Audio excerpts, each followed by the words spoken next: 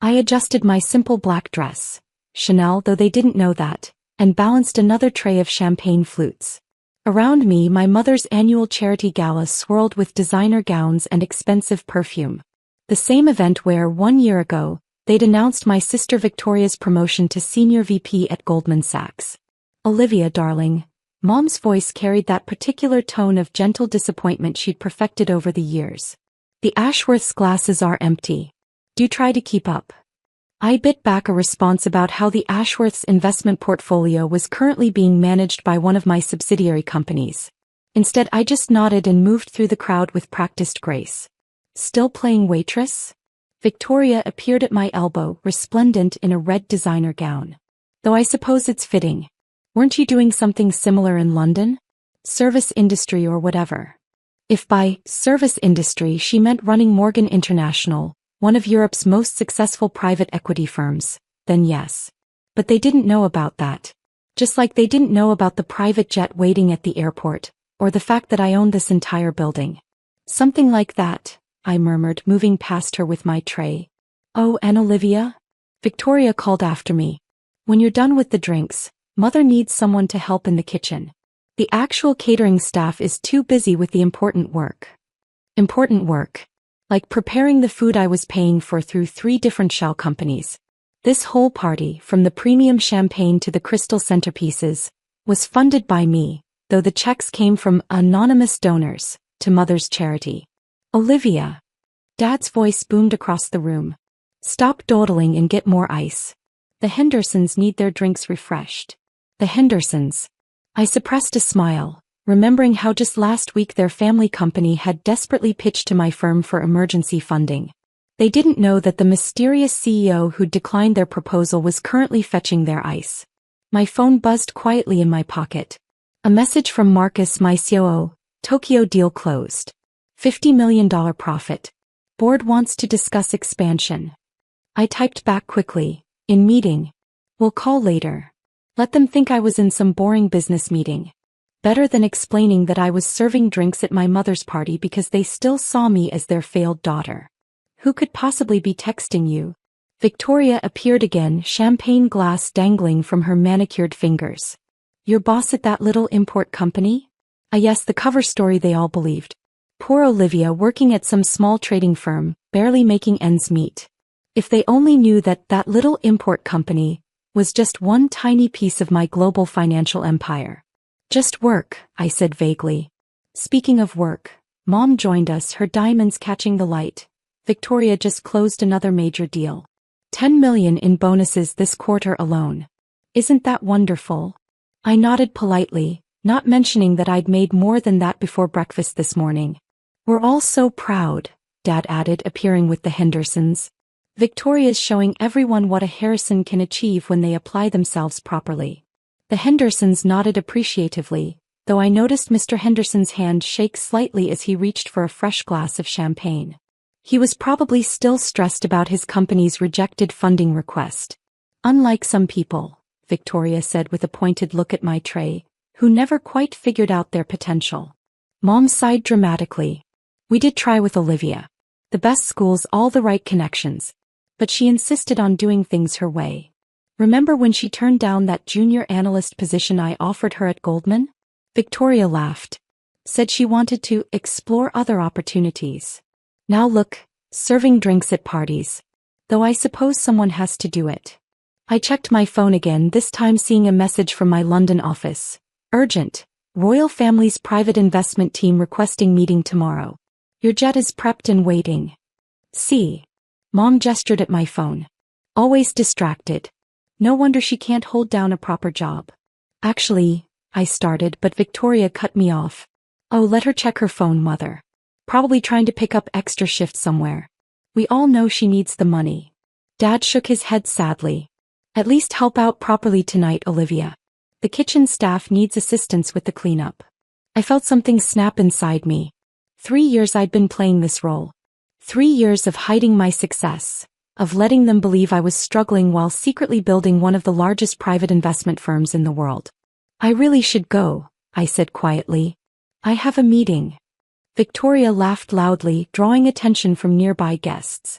A meeting? At this hour? With whom? The night shift at some pub. Olivia. Mom's voice turned sharp. You will stay and help clean up. It's the least you can do after we went to all this expense. All this expense. The expense that came directly from my accounts, filtered through enough shell companies to hide my involvement. The hired help doesn't leave until the work is done, Victoria announced to their appreciative audience. Isn't that right, sister dear? I looked around the room at all these people who thought they knew exactly who and what I was. The Hendersons, desperately trying to save their failing company. The Ashworths, whose investment portfolio I controlled. My sister bragging about deals that wouldn't cover my daily operating costs. My phone buzzed again. This time it was James, my head of security. Car is waiting downstairs. Pilot reports weather perfect for London flight. I looked at the tray in my hands, then at my family's smug faces. Maybe it was time to show them exactly who had been serving their champagne all night. Actually, I said, setting down the tray, I do have a rather important meeting to get to. More important than your mother's charity gala? Dad's voice rose with anger. More important than helping your family? Victoria smirked. Let me guess. Some late-night stock boy needs help counting inventory? I smoothed my dress and checked my watch. A Patek Philippe that cost more than Victoria's annual bonus. Something like that. Absolutely not. Mom stepped forward, her voice hard. You will stay and help clean up. That's all you're good for anyway. The room had gone quiet, guests watching the drama unfold with poorly concealed interest. Perfect. I smiled, reaching for my phone. Let me just make a quick call. The room fell silent as I dialed, all eyes watching this latest act of defiance from the family disappointment. Victoria's smirk grew wider, probably anticipating another humiliation for her struggling sister. James. I said clearly into the phone. Please come up. And bring the contracts for the Henderson merger with you. Mr. Henderson's champagne glass froze halfway to his lips. The what? Before anyone could react, the ballroom's double doors opened. James, my head of security and right-hand man, entered in a perfectly tailored suit. Behind him came my full executive team, all of whom had been waiting downstairs for this moment. Madam, James bowed slightly. The private jet is fueled and ready. The royal family's investment team has moved tomorrow's meeting to breakfast at Buckingham Palace. They're quite eager to discuss the merger. You could have heard a pin drop in the ballroom. Victoria's smirk had vanished, replaced by confusion that rapidly turned to shock. Thank you, James. I turned to Mr. Henderson. I apologize for the deception, but I preferred to evaluate your company's potential myself before revealing my identity. Unfortunately, as CEO of Morgan International, I don't believe your current business model is sustainable. Morgan International? Mom whispered. But that's the largest private equity firm in Europe? I supplied. Yes, it is. Though we're actually global now. That little import company you've been mocking? Just one of our many subsidiaries. Dad's face had gone pale. That's impossible. You couldn't.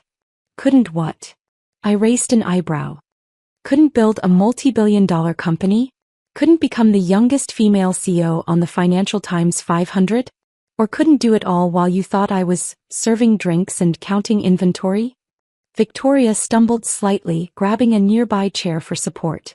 But I'm the successful one. I'm Senior VP at Goldman. Yes, about that. I nodded to another member of my team who stepped forward with a folder. Goldman's board approved our purchase of your division this morning.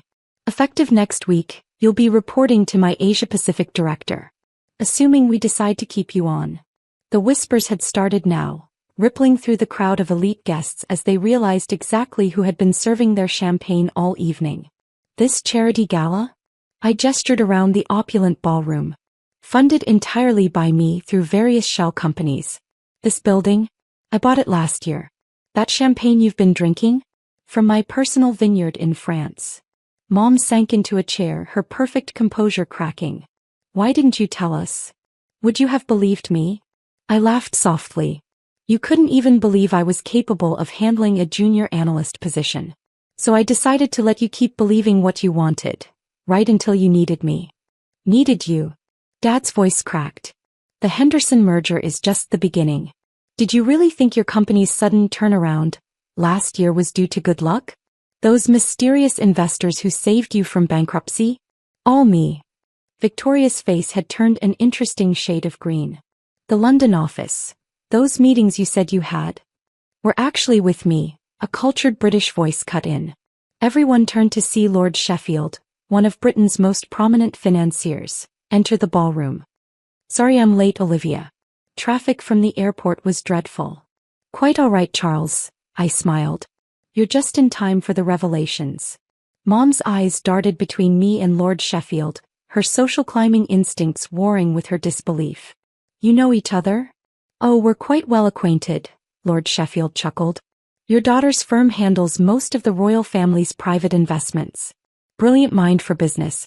Though I must say, I never expected to find her serving drinks at a party. That was my choice, I said calmly.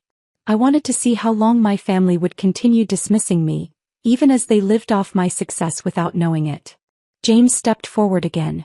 Madam, we should leave soon if we want to make the London meeting. Of course. I turned to my stunned family. I'd love to stay and help clean up, but I have a breakfast meeting at Buckingham Palace tomorrow. I'm sure you understand. Olivia, wait. Mom stood up shakily. We can talk about this. As a family. Family. I paused. Family doesn't treat their daughter like a servant. Family doesn't spend years mocking someone's career choices while secretly benefiting from their success. I smiled coldly. But don't worry, I'll have my office send over the bills for all the parties and anonymous donations I've funded over the years. Since family is so important to you. Victoria stepped forward, her earlier smugness replaced by desperate calculation. Sister, surely we can. Can what? Continue pretending you're the successful one? Keep acting like your banking job is the height of achievement. I shook my head. Enjoy your new position in our Asia-Pacific division. I hear entry-level analysts there work quite hard. As I turned to leave, Dad found his voice. You can't just walk away from your family. Watch me. I nodded to James, who opened the doors. Oh, and Victoria. Those clients you've been bragging about. They're all subsidiaries of my company. Might want to update your resume. The crowd parted as I walked through the ballroom, whispers and shocked murmurs following in my wake. Lord Sheffield fell into step beside me, barely containing his amusement. Quite a show, he murmured. Worth flying in for. Thank you for playing along, I replied quietly. The royal meeting detail was a nice touch. Oh, that part's real, he grinned. Her Majesty's quite impressed with your latest investment strategy. Though I doubt she'd expect her financial advisor to be serving drinks at parties. I laughed, stepping into the private elevator that would take us to my waiting car. As the doors began to close, I caught one last glimpse of my family. Mom collapsed in her chair, Dad staring blankly into space, and Victoria frantically typing on her phone, probably trying to save her job. James, I said as we descended, make sure the cleaning crew gets a generous bonus. After all, I smiled, thinking of Victoria's earlier sneer, someone has to serve the drinks. Later that night, as my private jet crossed the Atlantic, I scrolled through the messages flooding my phone. News of my identity had spread quickly through the elite social circles my family so desperately wanted to impress. Mom, please, we need to talk. We never knew. Victoria, about that analyst position. Dad, the board wants to meet with you. I deleted them all and turned to the contracts spread across my desk. Let them sit with the knowledge that while they were mocking my career choices, I was building an empire. An empire they'd unknowingly depended on all along. Sometimes the best revenge isn't just proving people wrong. It's letting them discover just how wrong they've been, one champagne glass at a time.